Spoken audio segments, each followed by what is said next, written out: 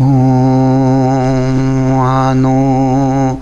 भद्राः क्रतवो यन्तु विश्वतः। Let noble thoughts come to us from all universe.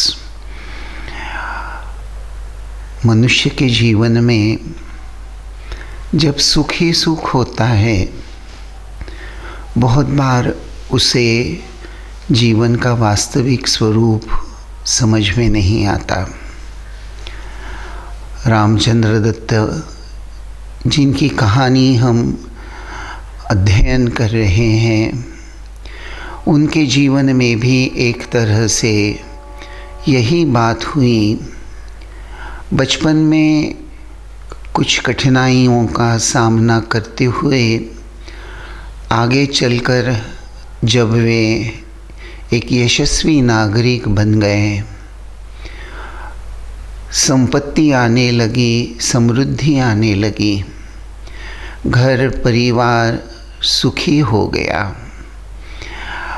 और ऐसे माहौल में विशेष रूप से साइंस एंड टेक्नोलॉजी या विज्ञान का जो प्रभाव, वैज्ञानिक दृष्टि, रसायन शास्त्र का अध्ययन, इस सब का परिणाम जो हम लोगों ने देखा कि बचपन में वैष्णव परिवार में जिसका जन्म हुआ था, वह रामचंद्र दत्त, जो ईश्वर के अस्तित्व पर विश्वास करता था, भगवान को मानता था, भगवान के भजन पूजन में आनंद लेता था, वही रामचंद्र दत्त एक यशस्वी जीवन जब उसके जीवन में नाम, यश, कीर्ति भरपूर परिमाण में आने लगी, नास्तिकता से भर गया। प्रत्येक गोष्ठ विज्ञान के आधार से सोचने की एक भावना अंतःकरण में रामचंद्र दत्त जी के बड़ी ही प्रबल।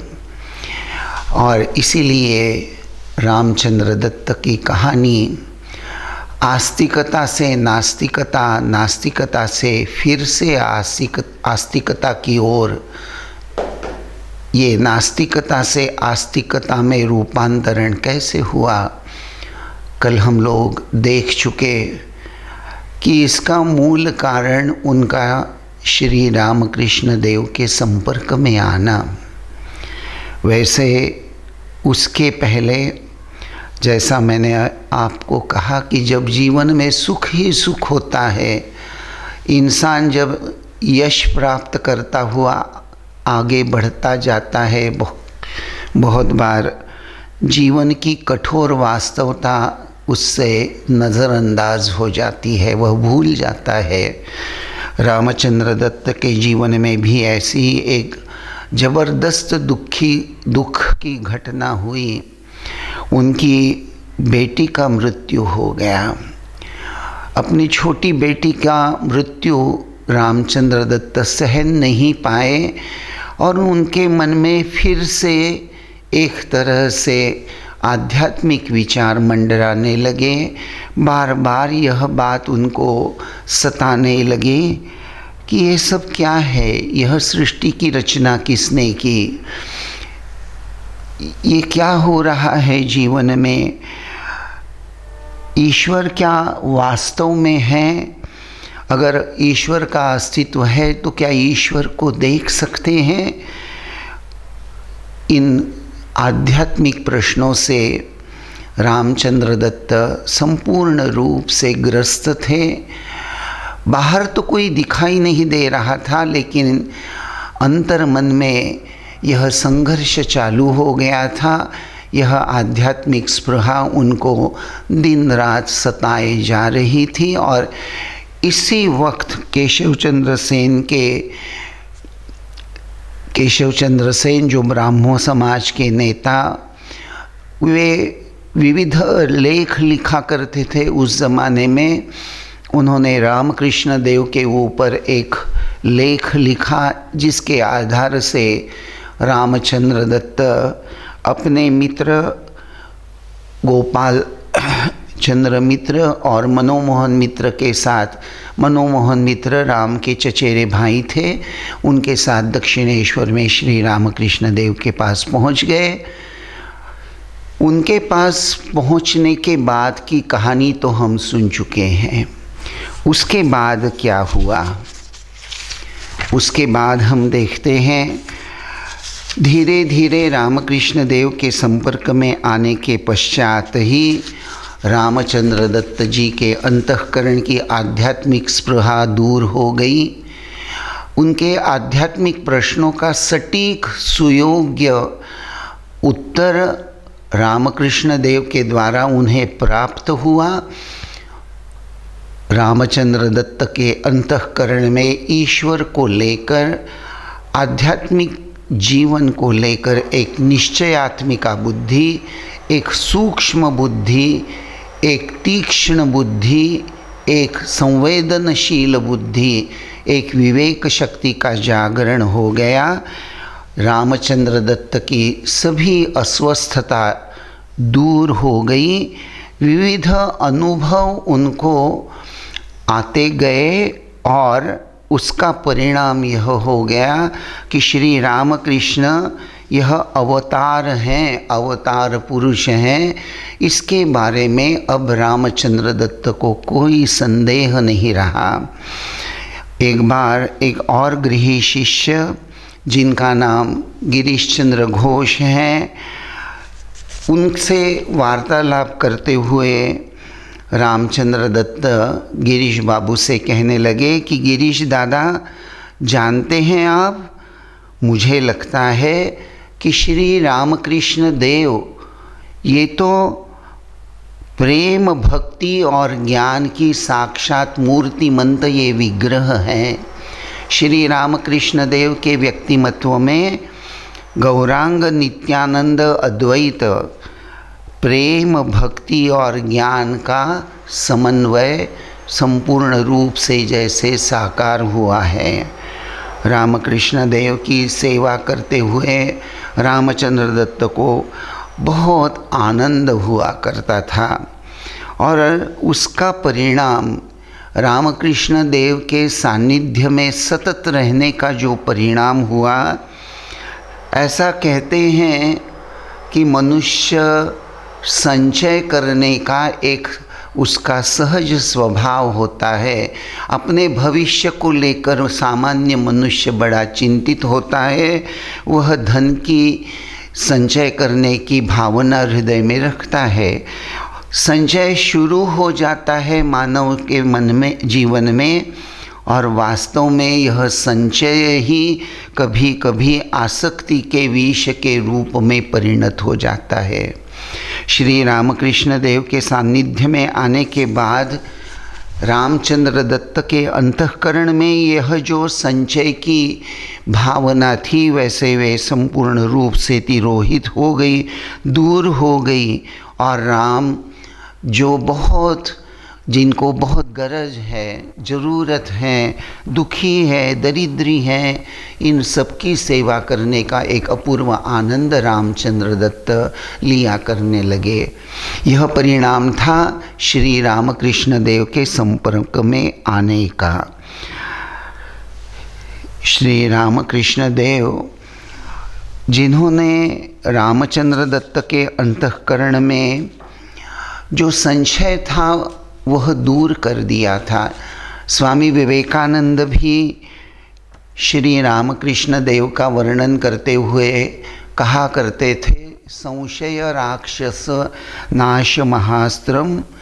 अर्थात श्री रामकृष्ण देव कैसे हैं, तो वे संशय रूपी राक्षस का विनाश करते हैं। तो रामचंद्र दत्त, उनके जीवन में श्री रामकृष्ण देव के सानिध्य का यही परिणाम था कि वे संपूर्ण रूप से ईश्वर के अस्तित्व को लेकर, ईश्वर के दर्शन को लेकर संपूर्ण रूप से संदेह रहित हो गए, संशय रहित हो गए। भगवान भक्त की भी बहुत बार परीक्षा लेते हैं। ऐसी ही एक परीक्षा की घड़ी रामचंद्र दत्त के जीवन में भी आई। ये परीक्षा कैसी होती है, परीक्षा का रूप कैसा होता है? कभी कभी भक्त के जीवन में भगवान ऐसी घड़ी लाते हैं जिस वक्त यह जो मोह होता है वह एक बड़ा ही मोहक रूप धारण करके भक्त के सामने प्रभु भगवान रख देते हैं और देखते हैं कि भक्त मोह जाल में फंसता है या नहीं। तो रामचंद्र दत्त के जीवन में भी यह मोह अपना एक बड़ा ही मनोहर रूप लेकर आ गया। ऐसा कहते हैं कि कोलकाता के एक व्यापारी था जिसने इंग्लैंड से 4 जहाज भरकर रॉकेल तेल आयात किया था और उसे बाज़ार में बेचने के पहले रामचंद्र दत्त द्वारा उसका पृथक्करण एनालिसिस करके वह बेचने योग्य बाज़ार में है या नहीं, इसका सर्टिफिकेट रामचंद्र दत्त से उनको उस व्यापारी को लेना जरूरी था। लेकिन रामचंद्र दत्त जब उस रॉकेल को, केरोसिन ऑयल को उसका परीक्षण करने लगे तो 3 गुण वह नीचे दर्जे का है, यह जब उनको समझ में आया तो उन्होंने वह रॉकेल बाज़ार में बिक्री के लिए मना कर दिया। उन्होंने साफ मना कर दिया कि मैं सर्टिफिकेट पर सिग्नेचर सही नहीं करूँगा, तो लाखों रुपए का नुकसान हो जाएगा। इस आशंका से उस व्यापारी ने, जो बड़ा ही शोकग्रस्त हो गया था इस बात को लेकर, उस ज़माने में यह घटना 1886 के ज़माने की घटना है, तो उस ज़माने में उस व्यापारी ने रामचंद्र दत्त को 40,000 रुपये की घूस देने का प्रयास किया था और 40,000 रुपये घूस लेकर शायद रामचंद्र दत्त परमिशन दे देंगे, सर्टिफिकेट पर बिक्री के लिए अनुमति पत्र प्राप्त हो जाएगा। ऐसा सोचकर उन्होंने, उस व्यापारी ने रामचंद्र दत्त को ये प्रलोभन दिखाया था। लेकिन रामचंद्र दत्त ने स्पष्ट रूप से व्यापारी को कह दिया कि यह संभव नहीं है। इसका कारण यह था, रामचंद्र दत्त मन में विचार कर रहे थे कि सत्यनिष्ठ श्री रामकृष्ण, उनका मैं अनुयायी हूँ। ठाकुर के प्रति रामचंद्र दत्त की शरणागति जो थी वह बड़ी ही अद्भुत थी। इस शरणागति का ही यह परिणाम था कि रामचंद्र दत्त विविध प्रलोभनों का सामना करते हुए कभी उन प्रलोभनों से आकर्षित होकर उनके बलि नहीं चढ़े। फूल जब खिलता है, ऐसा कहते हैं कि फूल जब खिलता है तो भ्रमर अपने आप आ जाते हैं। तो उसी तरह से जैसे जैसे श्री रामकृष्ण देव की कीर्ति कलकत्ता और आसपास भक्त माहौल में, समाज में फैलने लगी, बहुत सारे लोग श्री रामकृष्ण देव के दर्शन के लिए आने लगे और देह भान भूलकर बड़े ही आनंद से श्री रामकृष्ण आने वाले सभी साधकों को, आने वाले सभी शरणागत भक्तों को आध्यात्मिक मार्गदर्शन करने के लिए सदा आतुर रहने लगे, सबको आध्यात्मिक सहायता करने लगे। लेकिन परिणाम क्या हो गया?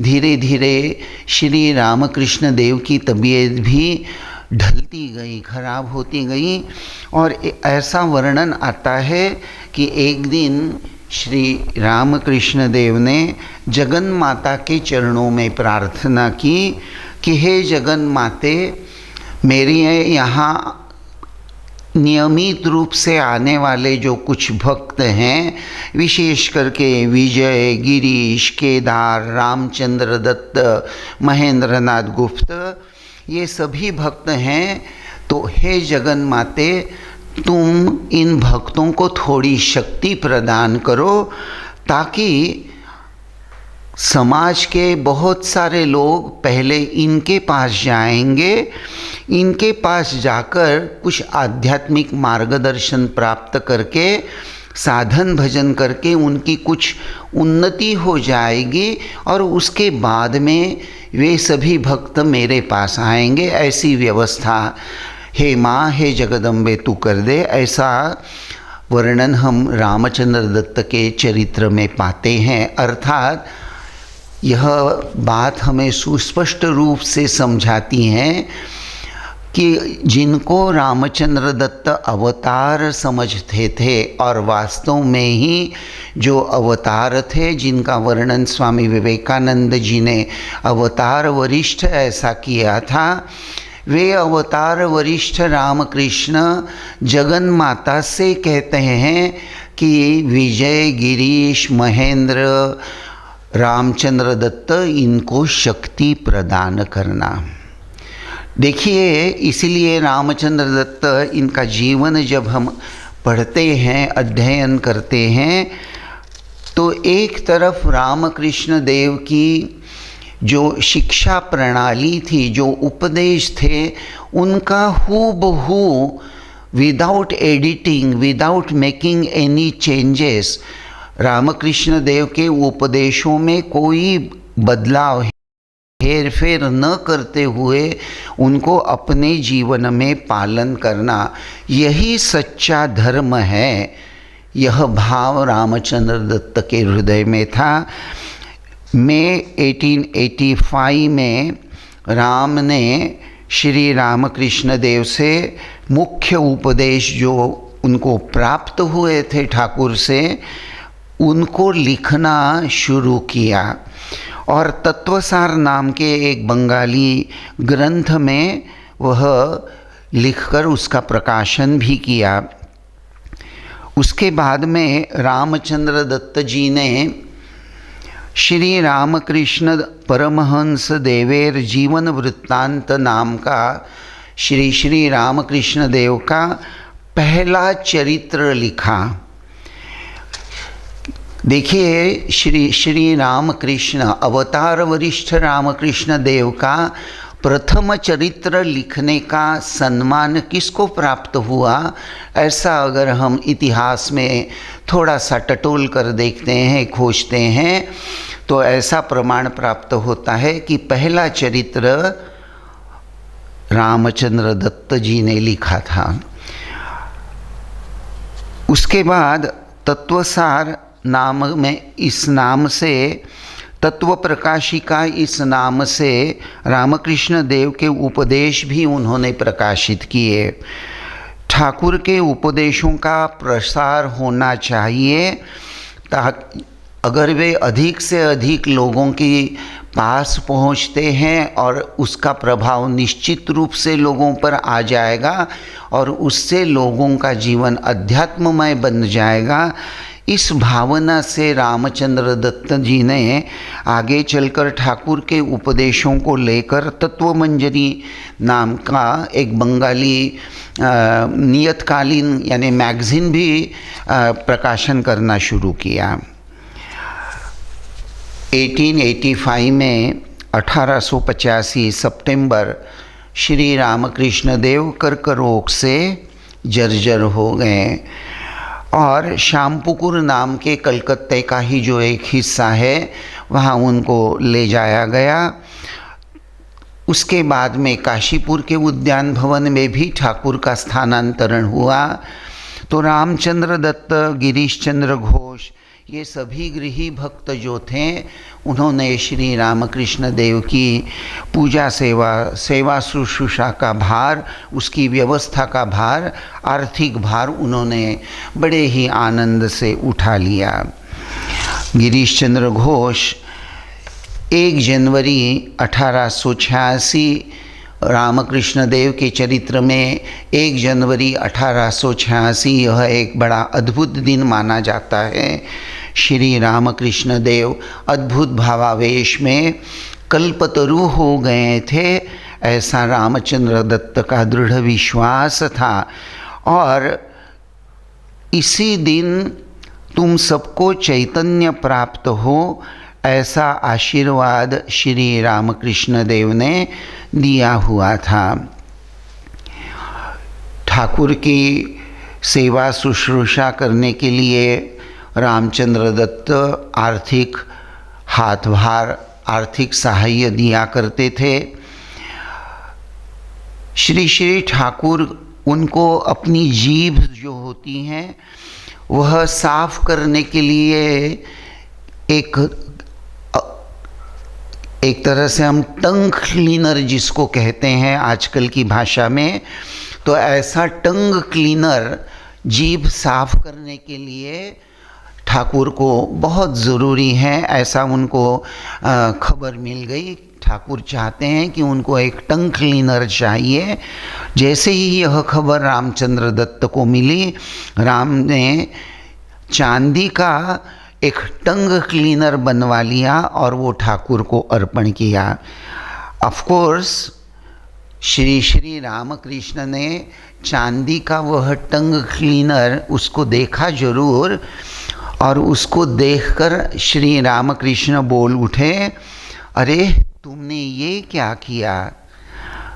अर्थात श्री रामकृष्ण देव ने राम को ये जता दिया कि श्री ठाकुर तो धातु को स्पर्श नहीं कर सकते थे, और इसीलिए उन्होंने बड़े ही मीठे अंदाज में रामचंद्र दत्त को कहा कि अरे तुमने ये क्या किया, चांदी का ले आए हो, इसको तो मैं छू नहीं सकता। तो श्री रामकृष्ण देव के त्याग वैराग्य का प्रभाव रामचंद्र दत्त जैसे गृही शिष्यों पर भी पड़ा आता था, वैसे ठाकुर के आगे चलकर जो सन्यासी शिष्य होने वाले थे उनके जीवन पर भी यह प्रभाव हम यथारूप से देखते थे। श्री रामकृष्ण देव के संपर्क में आने के बाद ही राम की ठाकुर के प्रति अद्भुत शरणागति थी। जैसा मैंने प्रारंभ में कहा कि श्री रामकृष्ण देव उनको लेकर रामचंद्र दत्त बड़े एडमेंट थे, ऐसा भी कहा तो गलत नहीं होगा, बड़े ही दृढ़ थे। श्री रामकृष्ण यह साक्षात अवतार है, इसमें संदेह नहीं। यह भाव रामचंद्र दत्त के हृदय में बड़ा ही प्रभावशाली था, और उनकी शरणागति बड़ी अद्भुत स्वरूप की थी। बहुत पैसा प्रसिद्धि होने के बावजूद भी रामचंद्र दत्त ने अपने पत्नी के लिए और अपने बच्चों के लिए कुछ बचत करने की बात सोची ही नहीं। उनको जब किसी ने पूछा कि क्या आप अपने पत्नी को लेकर, अपने बच्चों को लेकर कुछ सोचते नहीं हैं, क्या उनके लिए कुछ पैसा जमा करना ये सब आपने सोचा नहीं है, तो राम ने तुरंत उत्तर दे दिया कि अगर मैं चाहता तो मैं बहुत ज़्यादा संपत्ति जमा कर सकता था, लेकिन मैं सोचने पर मजबूर हो गया हूँ। मैंने भगवान के श्री चरणों में आश्रय लिया है। मैं जानता हूँ मेरे प्रभु ही मुझे खाने के लिए देते हैं, मेरे प्रभु ही मेरे पत्नी को भी खाने के लिए देते हैं, मेरे प्रभु ही मुझे संभालते हैं, मेरे पत्नी को, मेरे संसार को संभालते हैं। ऑफ कोर्स कल अगर मैं मर भी जाऊं, चला भी जाऊं देह छोड़कर, तो मैं जानता हूँ मेरे प्रभु मेरे परिवार को देखने वाले हैं, समर्थ है, मुझे उसकी कोई चिंता नहीं है। 7 दिसंबर 1886 रामचंद्र दत्त जी की कनिष्ठ कन्या, उनका भी देहांत हो गया। तो उनकी सांत्वना करने के लिए, राम की सांत्वना करने के लिए बहुत से परिचित लोग आ गए। तो राम ने स्पष्ट शब्दों में जवाब दे दिया, बेटी मेरी कहाँ थी, वे तो प्रभु की लड़की ही थी। जिनकी लड़की थी उन्होंने ले ली, उसमें मुझे दुख करने की क्या ज़रूरत है? दुख करने का मेरा कोई अधिकार भी नहीं है। साधारणतः ऐसा होता है कि चार लोग जब इकट्ठा हो जाते हैं तो बहुत उल्टी सीधी बातें होती रहती हैं। पॉलिटिक्स को लेकर चर्चा होती है, परनिंदा पर चर्चा होती है, सांसारिक बातों को लेकर चर्चा होती है। लेकिन अक्सर रामचंद्र दत्त अगर ऐसे भक्त महल में उपस्थित रहते थे तो हमेशा वे श्री रामकृष्ण और आध्यात्मिक जीवन को लेकर चर्चा करने का साहस दिखाते थे।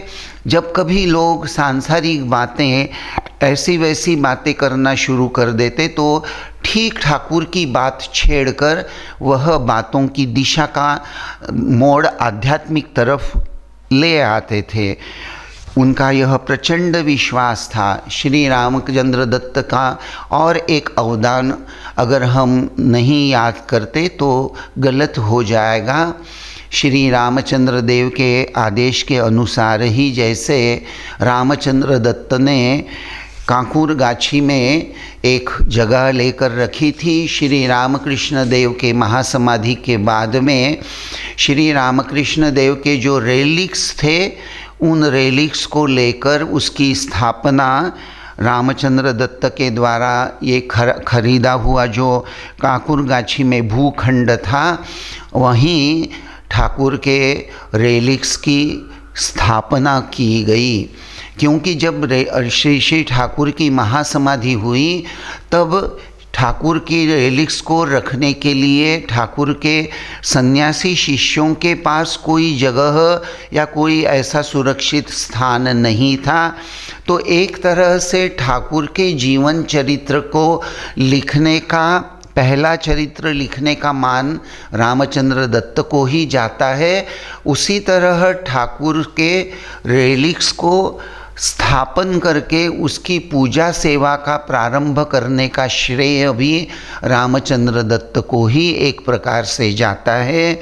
हम देखते हैं 17 जनवरी 1899 रात्रि के 10:45 हुए थे और उसी समय रामचंद्र दत्त जो बीमार थे उनका निधन हो गया। जाने के पहले उन्होंने स्पष्ट रूप से निर्देश दिया था कि उनका अंत्य संस्कार गंगा जी के किनारे ही किया जाए और उनकी अस्थि योगोद्यान में, अर्थात काकुर गाछी का जो स्थान है जहाँ श्री रामकृष्ण देव के रेलिक्स को स्थापन करके पूजा करना प्रारंभ हो गया था, तो योगोद्यान में वो जो देवालय हैं, श्री रामचंद्र दत्त ने कहा कि मैं जाने के पश्चात मेरी जो रक्षा है उसको योगोद्यान के प्रवेश द्वार के वहाँ पूत कर रख देना, क्योंकि यहाँ से सब भक्त लोग जाएंगे और इन भक्तों की चरण धूलि मेरे मस्तक पर अनायास ही प्राप्त हो जाएगी। ठाकुर के भक्तों की चरण धूलि इस तरह से मेरे मस्तक को सतत लगती रहेगी, इससे मेरा जीवन धन्य हो जाएगा। प्रारंभ से बहुत ही आस्तिक, मध्यकाल में एकदम नास्तिक और अंत में पुनः आस्तिक होने की रामचंद्र दत्त की यह जो जीवन यात्रा है, हम देखते हैं श्री रामचंद्र देव के प्रति रामचंद्र दत्त की वे अवतार है ऐसी अचल दृढ़ श्रद्धा थी। श्री रामकृष्ण देव के प्रति उनके हृदय में अपार प्रेम भरा हुआ था। श्री रामकृष्ण एक दिन के लिए भी अगर किसी स्थान को भेंट देते थे तो रामचंद्र दत्त कहा करते थे कि श्री रामकृष्ण देव के पुनीत पदस्पर्श से वह स्थान जो है वह तीर्थ क्षेत्र हो गया था। कोई व्यक्ति, रामचंद्र दत्त का इतना दृढ़ विश्वास था कि कोई व्यक्ति सिर्फ एक बार भी अगर ठाकुर के दर्शन करता है और उनकी सेवा करता है तो उस व्यक्ति का उद्धार हो जाता है। श्री रामकृष्ण देव के प्रति रामचंद्र दत्त की यह जो अपार निष्ठा हम देखते हैं, कभी कभी बहुत से लोगों को बातचीत के दौरान ऐसा लगता था, क्योंकि जब भी बातचीत होती थी तो रामचंद्र दत्त अक्सर श्री रामकृष्ण देव, उनके अवतारत्व और उनके आध्यात्मिक शक्ति की बात करते थे, तो लोगों को ऐसा लगता था कि ये ज़रा ज़्यादा ही बात कर रहे हैं। और ऐसा ही एक दिन उन्होंने उनके सामने किसी ने जब यह बात स्पष्ट रूप से कुछ उपहास से बोल दी कि आप जिस ढंग से कह रहे हैं, तो जिस गाड़ी से श्री रामकृष्ण देव ने प्रवास किया होगा तो उसकी भी मुक्ति हो गई होगी। जैसे ही यह बात रामचंद्र दत्त ने सुनी, तुरंत उन्होंने कहा, दृढ़ आवेश में गर्जन करते हुए उन्होंने कहा कि अरे भाई, जाओ जाओ, उस कोचवान का, उस गाड़ीवान जो है जिसके गाड़ी में श्री रामकृष्ण देव यात्रा कर रहे थे, उसकी चरण धूलि जाकर ग्रहण कर लो, क्योंकि उस कोचवान ने सिर्फ रामकृष्ण जी को देखा ही नहीं है, उसकी गाड़ी में श्री रामकृष्ण देव की चरण धूलि भी पड़ी हुई है, अतः वह गाड़ीवान धन्य हो गया है। अगर तुमको अपना जीवन धन्य करना है तो तुम श्री रामकृष्ण देव के स्मरण से, उनके मनन से ही तुम्हारा जीवन धन्य हो जाएगा। वह कोचवान है, उसके चरणों की धूल तुम ग्रहण कर लो। ऐसी अटल अढल विश्वास और श्रद्धा की, प्रेम की भावना लेकर रामचंद्र दत्त उन्होंने अपना जीवन धन्य किया। आज बस मैं यहीं रुकता हूँ। यही कहानी है रामचंद्र दत्त की।